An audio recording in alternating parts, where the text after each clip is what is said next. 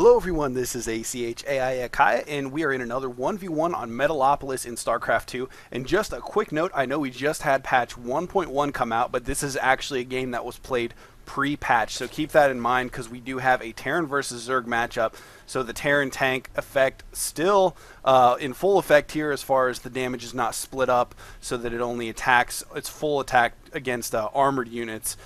So basically that tank nerf is not in effect yet. Also the Reaper timing has not been affected yet, so Reapers still take the 5 seconds less than what they do in the current 1.1 patch, which I believe are the most notable. Oh yeah, and then also the Ultralisk no longer uses the ram attack against buildings. It uses its standard attack, which of course was a buff because if you're trying to take on a group of supply depots with the previous ram attack, the ram attack would only attack a single building and would not use the splash damage that comes with the regular attack from an Ultralisk. But with that change in patch 1.1, that is no longer an issue. The full attack from the Ultralisk with splash damage and everything is in full effect on attacking buildings. So now that we got that out of the way, getting into this game right now, we are seeing KiLLeR playing as the blue Zerg here, spawning at the 9 o'clock position, and over here at the 2 o'clock position we have drewbie playing as the red Terran. And this is supposedly a very epic 1v1 matchup. Metalopolis, a great 1v1 map, and as you can see, they are spawned on different sides of the map, so we are probably going to see a much longer economically based game. One of the reasons being is because obviously there's a lot more distance to travel between the bases, but another quick thing to note about this map is if you spawn on cross positions like this, basically taking expansions is very simple. Of course, your natural right outside your ramp at the main base, and then expanding across the middle here is relatively easy over to the other side of your portion of the map, because basically there's not any direct contention, whereas if let's say drewbie was to spawn in this position here, they would both basically be able to get their naturals relatively easily, but then taking the third base becomes a little bit problematic because you start getting too close to each other's bases, or you're forced to take a base that's very, very far away from where your main base is, so then it becomes a difficult thing to defend. So we're not going to see any of that here. So like I said, we'll probably see a little bit more drawn out game, and a little bit more macro intensive. And as we can see here, drewbie already sending out his scouting SCV, going to be taking a look, trying to find out where his opponent KiLLeR spawned, and just now finding the Zerg base here. So is going to be aware exactly what's going on with this early tech, although the first 2 Zerglings coming out just in time to catch this SCV, although the SCV got a ton of scouting done. Although I will note that the hatchery just now going down at the expansion, and the SCV was killed before he was able to get back out of the base and scout that. So he is not aware that this fast expansion has gone down. But looking back at drewbie's base, he does have 1 factory up, or at least building right now. It's a little over halfway finished, and his barracks of course already finished, a reactor coming up on that. So possibly going to be seeing a very common now for Terrans at least, the marine tank push. So we'll see if that's what he decides to go, or if he mixes it up, possibly get some Banshee play in the mix. We've also seen a lot of Terran players liking to use Banshees as well, and it looks like KiLLeR actually moving out across the map. He's got a couple of different small groups of Zerglings doing some scouting, trying to figure out where his opponent is. I don't believe, yeah, he has not yet scouted where his opponent is, although there's only 1 base left that he has not scouted. So of course, by process of elimination, he is aware that this is where he's going to be, and sees that there's not yet an expansion up. Going to come up here and check the ramp, and of course with a couple Marines defending that, he's not going to be able to get anything. We do have a couple of Hellions popping out here as well, so going to be trying to do some Zergling drone harassment using those Hellions. And with the speed upgrade for those Zerglings, if those Hellions are controlled, even if they're controlled properly, it's still going to be very difficult for those Hellions to do a significant amount of damage to those Zerglings unless those Zerglings just horribly miss-microed. But while we've got a small lull here, kind of while the players are macroing up a little bit, I did want to mention one thing. I have been saying that I was going to make some announcements here in the next day or two. One of the big announcements is that I do have a Machinima director's contract now, so I will be uploading some of these games to Machinima as well. I may even upload some videos exclusively to Machinima that you can find only on the Machinima pages as opposed to being on YouTube. I haven't decided exactly how I'm going to split that up. As for right now, my main plan is just to upload videos to both places so you guys can check out whichever your preferred site of viewing video games is. You'll be able to go to any of them and find those games. But anyways, I did want to mention that real quick. I'll try to make sure that I put links to the Machinima videos if I upload them to YouTube and Machinima, so you guys can find them relatively easily if you're just subscribed to the channel. And of course, if you guys like the videos, like the games, feel free to comment, subscribe, like, you know, thumbs up, all that nonsense. And getting back into the action here, it looks like drewbie just now getting his orbital command moved over, and an overlord from KiLLeR going to spot that orbital command as it's moving away. He's going to try to get that overlord out of there, but with 2 Marines firing at it, it doesn't look like he's going to be able to get it out of there in time. Meanwhile, 6 Hellions on the bottom of the map here, and I'm not sure, KiLLeR should have been able to see him just as they moved up there. He is in the red though, as you note in the upper right there, just now getting out some more overlords, so slowing down his production there just for a brief second. Although managing to get those overlords up pretty quickly here. And looking back at his tech, he is getting up a roach horn now. So rather than going for the mutaplay, it looks like we may see some speedling roach play right now, which the roaches are very, very strong against these Hellions. The biggest drawback to facing Hellions with the roaches is if you do not have the speed upgrade, roaches are slightly outranged by Hellions, so if the Hellions are controlled correctly, sometimes it can be a little bit difficult to actually put some damage on the Hellions, especially if they've got that blue flame upgrade and can do a little bit more damage. But Hellions overall just do not do a lot of damage to roaches, and these speedlings going to get in here, try to do a little bit of scouting, and see the Terran army composition for the time being. The first tank coming out, and he does have siege mode, it looks like. So Marines and siege, a siege tank going to be defending the main base for drewbie, while there are some Hellions, still only 6 Hellions out on the map, going to be trying to do some harassment. And meanwhile, there is a 3rd base going up for KiLLeR right now, so staying ahead of drewbie in expansion is what is exactly what you need to do if you're playing Zerg against a Terran player.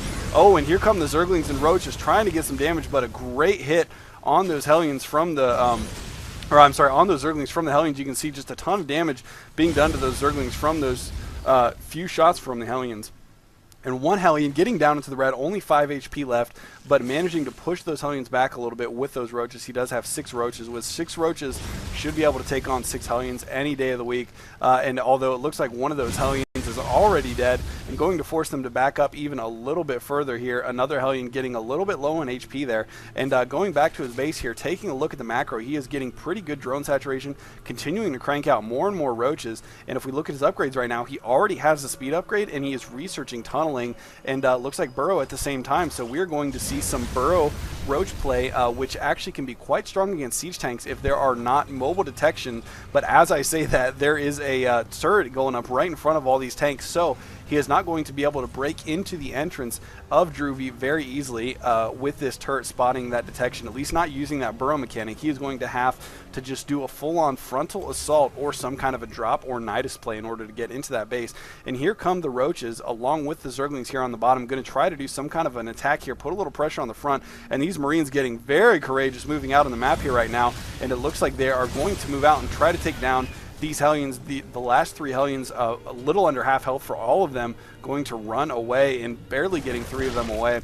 And it looks like there was 1 medevac full of Marines. All these Marines, though, it looks like they already stimmed one, so losing a little bit of HP, but with that medevac overhead, they will be able to heal up relatively quickly. And it looks like KiLLeR moving some Zerglings into play here, going to try to take on this medevac as it moves in, and some great overlord placement here, spotting this drop before it even gets in place. Oh, and starting to drop, even though he cannot take on that army, and apparently realizing that he was trying to drop in a bad position. And the Queen now getting some free shots on this medevac. The medevac already losing about 60 HP, and just great defense from KiLLeR here against drewbie, really protecting against that drop, moving his forces into position exactly when he needs to, and forcing that medevac to just back off without getting to do any harassment at all. And it looks like he's already lost three of his Marines out of that medevac, and the medevac is down to 60 HP, although he's going to try to drop here and do a little more damage possibly. No, but that medevac is getting dangerously low on HP.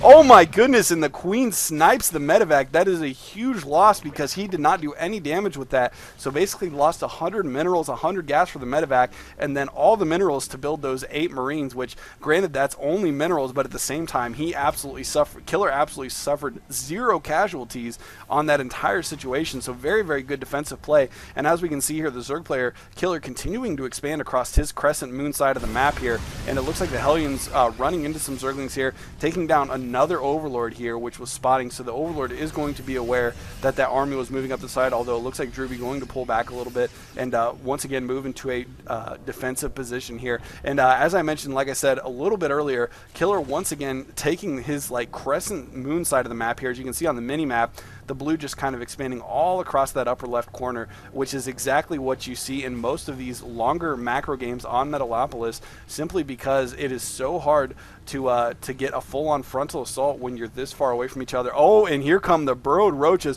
right underneath the Terran army, and they're going to unburrow just in time, doing tons of damage. Although it looks like these tanks are also going to be doing a lot of damage, although the infantry already cleaned up here, managing to pick up 2 of those tanks, but the infantry has been completely annihilated, and I'm not sure why he's not burrowing these roaches right now, because a lot of them took some serious damage there, and he really needs to get them healed.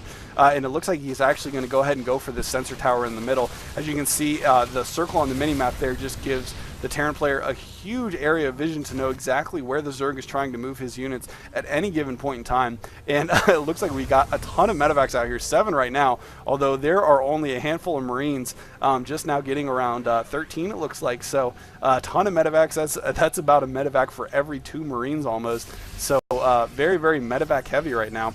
But there are a couple tanks up on the cliff here, 1 tank at the ramp, so in pretty good position here, and the Zerg player is going to force drewbie to lift off his 3rd expansion, and there was no mining going on there, so not really a huge loss as far as mining time as of yet, because he was not mining there in the first place. But at the same time, this is going to delay his economic expansion here. But it looks like drewbie is going to have to defend against a very, very large roach push. Only 2 mutas in the army right now, so really not going to be a viable option for doing any full-on frontal assaults, but he is going to have that for support to take down that command center if it gets a little bit too far away from the base. As you can see here, there are plenty of Marines now to take on that army, so KiLLeR is once again going to back off, and I'm not sure why he's not using the burrow mechanic more to heal these roaches. You can see a lot of them still significantly damaged, but for whatever reason, he is not burrowing them to let them regenerate their life quickly. Roaches regen so quickly when they're burrowed that it's kind of crazy. And if you take advantage of that, sometimes it can be very, very difficult to take on a roach army if the burrow is microed correctly. But anyways, KiLLeR trying to maintain some semblance of control in the middle of the map here. There is starting to grow a very, very scary sized Marine ball here, along with a few tanks, and it looks like we've got 5 tanks total in that. And as you can see on the supply here, both players getting pretty close to being maxed out, about an 11 supply lead for the Zerg player KiLLeR right now. And if we look at the income, we can see that there are 82 harvesters for the Terran versus 69 harvesters for the Zerg.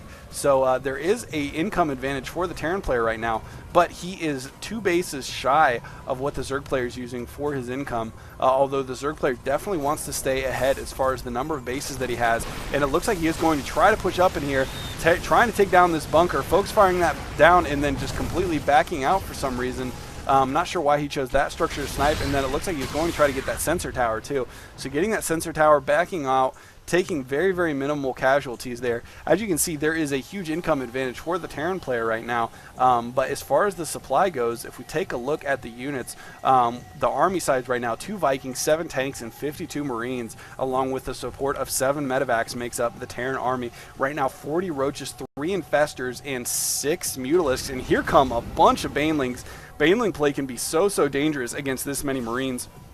Especially if they can get within range, and with all those roaches to tank, and it looks like he may even have a few Zerglings coming here, he is going to be able to get those into range, hopefully without too many problems, although with a lot of these siege tanks here backing up that Marine army, he may actually have some difficulty getting in there. Although one play I have seen, I can't remember who did it, but it was pretty baller. Oh, I'm sorry, hold that thought. There is a Marine drop going down over